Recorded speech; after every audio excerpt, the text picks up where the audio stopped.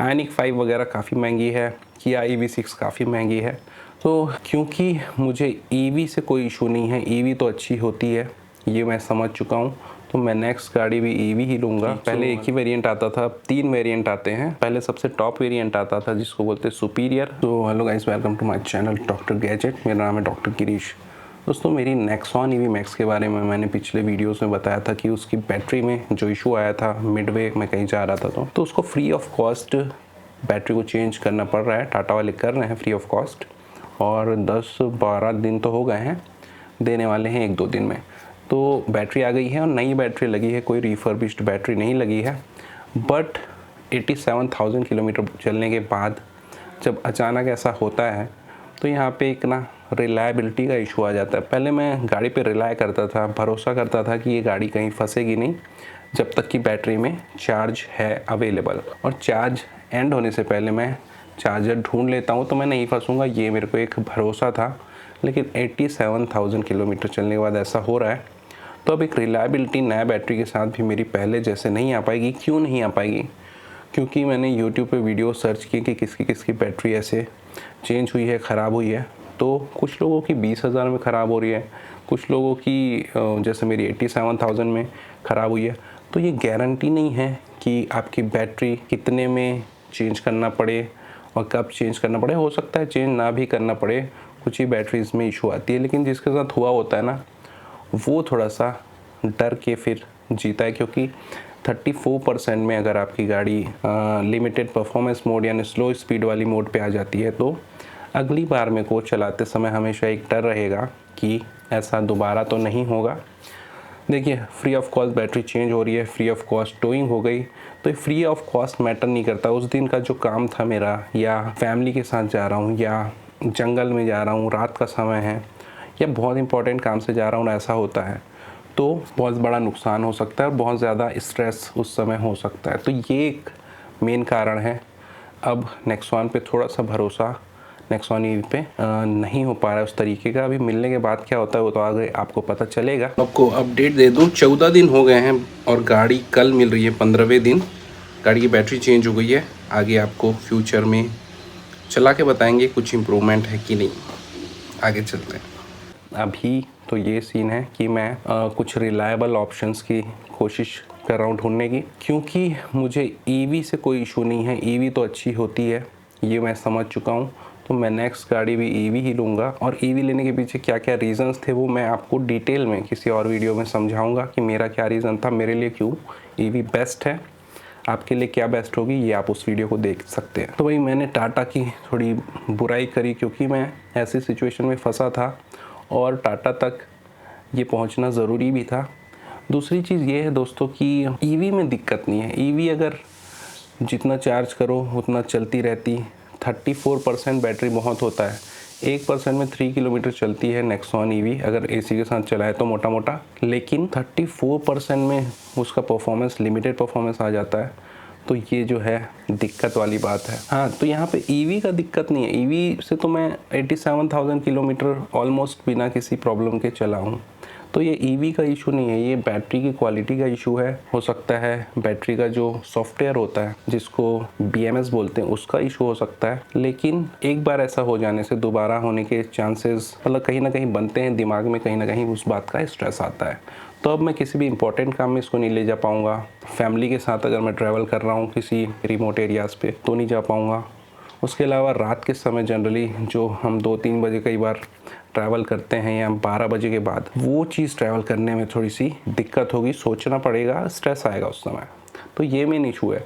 तो कुछ लोगों ने टाटा की मैंने बुराई कर दी और BYD जो कम रेंज की गाड़ी लेके आया है, कम प्राइस की गाड़ी लेके आया है, MG ZS EV कम प्राइस की गाड़ी लेके आया है, तो इनकी मैं अगर कहीं ना कहीं तारीफ़ करता हूँ तो लोग बोलते हैं कि चाइना के हाथों मतलब बिक गया, ऐसे लोग कुछ बोल रहे हैं। भाई, मैं तो बिकने के लिए तैयार हूँ। मुझको 20 लाख 30 लाख दो, मैं बिक जाऊँगा, बट कोई दे ही नहीं रहा। खैर, जोक्स अपार्ट, आगे चलते हैं। तो अब जो हमारे पास ऑप्शंस बचता है नेक्सॉन EV के अलावा वो है MG ZS EV और BYD Atto 3। ये लगभग 19 से 25 लाख की रेंज में है। आपका लगभग 19 लाख से MG ZS EV शुरू होती है और लगभग 25 लाख से शुरू होती है BYD Atto 3। तो ये ऑप्शंस है। आयनिक 5 वगैरह काफ़ी महंगी है, किया EV6 काफ़ी महंगी है। तो MG ZS EV, BYD Atto 3, इनमें इंटरेस्ट आने का रीज़न यही है कि इन्होंने बजट कम किया है, इनमें फ़ीचर्स कहीं ना कहीं ज़्यादा है। फ़ीचर्स में मैं सिर्फ मोबाइल से कनेक्ट हो जाना ये सब नहीं बोल रहा हूँ, गिमिकी फ़ीचर्स नहीं बोल रहा हूँ, लग्जरी वाले फ़ीचर्स और सेफ्टी फ़ीचर्स इसमें ज़्यादा है, जैसे एडास हो गया, उसके अलावा एयर बैग्स वगैरह, BYD Atto में 7 एयर बैग्स है। तो ये सारी चीज़ें देख के मुझे लग रहा है कि अब इनमें शिफ्ट होने का समय आ गया है, या तो मैं एक्सचेंज करूं। तो ये मैं एक मन बना रहा हूं, तो मैं रिसर्च कर रहा था कि इसके क्या क्या वेरिएंट्स हो सकते हैं, क्या क्या ऑप्शन हो सकता है। तो वो रिसर्च मैं आपके साथ शेयर करता हूं, ताकि आप लोग को भी वो नॉलेज जो मैंने ढूंढ के निकाली है वो आपके साथ भी शेयर हो पाए। तो BYD Atto 3 पहले एक ही वेरिएंट आता था, अब 3 वेरिएंट आते हैं। पहले सबसे टॉप वेरिएंट आता था जिसको बोलते हैं सुपीरियर, अब 2 वेरिएंट और निकाला है इन्होंने, जिसमें पहला है डायनेमिक, दूसरा है प्रीमियम। तो डायनेमिक और प्रीमियम का प्राइस जो है वो 24.99 लाख एंड सुपीरियर का प्राइस है 33.99 लाख रुपीज़। और प्रीमियम जो मिड वेरिएंट है उसका प्राइस है 29.85 लाख रुपीज़। रेंज की अगर बात करें तो डायनेमिक जो बेस वेरिएंट है वो 468 ARAI सर्टिफाइड रेंज देगा। इसके अलावा जो 2 ऊपर के वेरिएंट है वो 521 किलोमीटर के रेंज देंगे। आपको डायनेमिक वेरिएंट में 49.92 किलोवाट का बैटरी मिलेगा, बैटरी पैक मिलेगा, और प्रीमियम और सुपीरियर वेरिएंट में आपको 60 किलोवाट की बैटरी मिलेगी। तो इससे आपको ज़्यादा रेंज मिल सकता है। ग्राउंड क्लियरेंस की बात करें 175 mm ग्राउंड क्लियरेंस है BYD Atto 3 का।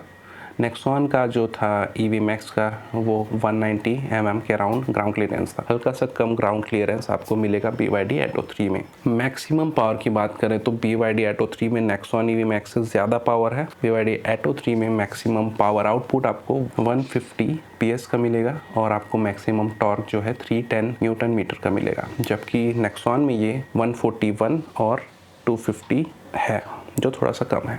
बाकी जो स्पेसिफिकेशंस हैं जो डिफरेंट वेरिएंट के आपके साथ शेयर कर देता हूँ, आप यहाँ पे पॉज करके पढ़ सकते हैं। मेन फीचर जो डायनामिक में यानी बेस मॉडल पे नहीं रहेंगे वो मैं आपके साथ शेयर करता हूँ।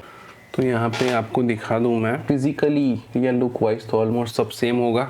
कर्ब वेट थोड़ा सा कम रहेगा डायनामिक रेंज बेस मॉडल का, क्योंकि इसमें बैटरी पैक छोटा है। टॉर्क, पावर, सारा चीज़ सेम मिलेगा। बैटरी टाइप इसमें ब्लेड टाइप की मिलेगी, जो सेफर बैटरी मानी जाती है, BYD की खुद की टेक्नोलॉजी है। आपको मल्टी लिंक रियर सस्पेंशन मिलेगा। मल्टी लिंक रियर सस्पेंशन एक लग्जरी गाड़ियों में होती है जनरली, जैसे कि BMW, स्कॉर्पियो एन और XUV 700, इन्हीं में मल्टी लिंक सस्पेंशन होता है। ये ज़्यादा मेरे हिसाब से कंफर्ट आपको प्रोवाइड कर पाएगा। व्हील साइज इसमें R17 मिलेगा, 17 इंच के व्हील मिलेंगे। अपर वेरिएंट में 18 इंच का व्हील है। DC चार्जिंग आपको 70 किलोवाट तक सपोर्ट करेगा मैक्सिमम। अपर के वेरिएंट है, अपर वेरिएंट है, उसमें 80 किलोवाट आपको DC चार्जिंग सपोर्ट करेगा। CCS 2 टाइप का इसका चार्जिंग पोर्ट रहेगा। इसके अलावा टेल गेट जो है ऑटोमेटिक या इलेक्ट्रॉनिक टेल गेट आपको नहीं मिलेगा इस वेरिएंट में, ये कमी रहेगी। तो बाकी सब फीचर बहुत सारे आपको सेम ही मिलेंगे। Safety and security feature almost same है, बस आपको इसमें एडास वाले फीचर जो है टॉप वेरिएंट में ही मिल पाएंगे।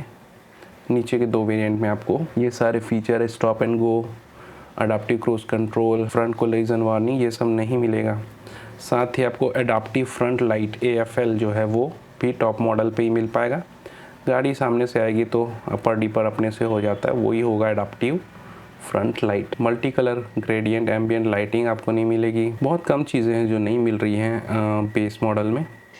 आपको इसमें 6 स्पीकर सिस्टम मिलेगा, बट इसमें डायरेक्ट HD साउंड 8 स्पीकर वाला आपको अपर वेरिएंट में मिल पाएगा। डायरेक्ट एक ऑडियो कंपनी है, जो जैसे हम JBL हरमन देखते हैं उस तरीके की कंपनी है, अगर आपको नहीं पता हो तो। बाकी सारी चीज़ें ऑलमोस्ट सेम है, और ये अच्छी चीज़ इसमें लग रही है मेरे को कि बेस वेरिएंट में भी आपको 4 door window 1 touch up down दे रहा है विथ एंटी पिंच। तो ये एक अच्छी फीचर है जो पहले पोलो में आया करती थी, आजकल बहुत कम गाड़ियों में आती है। इसके अलावा लोगों ने ये बोला है कि ग्लोबल NCAP रेटिंग इसकी 5 स्टार है। कई लोग नेक्सॉन से कंपेयर कर रहे थे, तो यहाँ पे देखिए क्लियरली लिखा हुआ है कि ये यूरोपियन NCAP में 5 स्टार है, बट वो यूरोपियन गाड़ी है, यूरोपियन वेरिएंट को उन्होंने कंपेयर किया है। इंडियन वेरिएंट का ऐसा कोई इन्होंने एनकैप रेटिंग नहीं बताया है, क्योंकि जनरली इंडिया में कंपनीज गाड़ी की थोड़ी सी शेल का जो स्ट्रक्चर है कुछ चेंज कर देते हैं प्राइस मैच करने के लिए मे बी। तो ये हम गारंटी नहीं दे सकते कि जो यूरोपियन एनकैप में यूरोपियन मॉडल पे 5 स्टार मिला है वो यहाँ भी मिलता है कि नहीं मिलता है। अगर आपको पता हो तो बताएं। हालांकि स्टील फ्रेम का जो स्ट्रक्चर है यूरोपियन और इंडियन मॉडल का ऑलमोस्ट सेम लग रहा है, तो मे बी एनकैप रेटिंग 5 हो, बट इसका मुझे श्योरिटी नहीं है। खैर ये सारे आपने देखे डिफरेंसेस, ये सारे कलर्स में अवेलेबल है। Cosmos black, ski white, grey, blue, तो ये सारे कलर्स हैं। मेरे ख्याल से कॉस्मोस ब्लैक है वो नया आया है, तो ब्लैक में काफ़ी अच्छी लगेगी। हालांकि इंडिया में ब्लैक कलर को मेंटेन करना बहुत ही मुश्किल काम है, लेकिन जिसने मेंटेन कर लिया उसके लिए तो बहुत बढ़िया है। तो भाई ये सारी चीज़ें हैं। उम्मीद है आपको ये वीडियो पसंद आया होगा। अगर कोई कमेंट है, कोई शिकवा शिकायत है तो कमेंट में ज़रूर बताएं। कोई क्वेश्चन है तो ज़रूर बताएं कमेंट्स में। Thank you so much for watching. मिलते हैं नेक्स्ट वीडियो में, तब तक के लिए बाय बाय, टेक केयर।